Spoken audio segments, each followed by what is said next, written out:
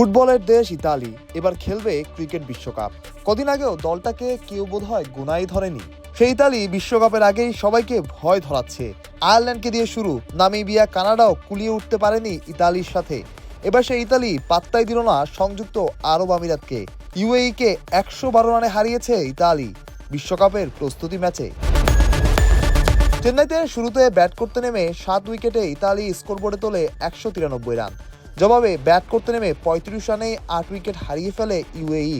শঙ্কা জাগে ৫০-এর কমে অল আউট হওয়ার। তবে শেষমেশ ৮১-তে থামে ইউএইর ইনিংস। লক্ষ্য থেকে অনেক অনেক দূরে ইতালির আরও একটা জয়। সংযুক্ত আরব আমিরাতকে আবার হালকাভাবে নেওয়ার সুযোগ নাই। বাংলাদেশকে তারা সিরিজ হারিয়েছিল নিউজিল্যান্ডের মতো দলকেও। সেখানে খেলেন মোহাম্মদ ওয়াসিমের মতো দুনিয়ার ফ্র্যাঞ্চাইজি লিগ মাতানো ক্রিকেটাররা। তবুও পাত্তাই পেল না তারা ইতালির জয় বড় ব্যবধানে ১১২ রানে। ইতালির দলটাও বৈচিত্র্যে ঘেরা। কেউ এসেছেন সাউথ আফ্রিকা থেকে, কেউ বা ইংল্যান্ড। এমন ক্রিকেটারও দলটায় আছেন যে কখনো যাননি ইতালিতে। অবাক করার মতোই না। ইতালির পারফরমেন্সও তো অবাক করছে সবাইকে। হুট করে আসা একটা দল হারিয়ে দিচ্ছে নিয়মিত ক্রিকেটে থাকা দলগুলোকে।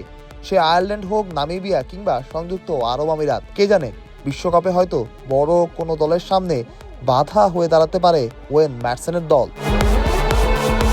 অনেক কমতি আছে, তবুও এই দলটাই সবাইকে অবাক করার সামর্থ্য রাখে।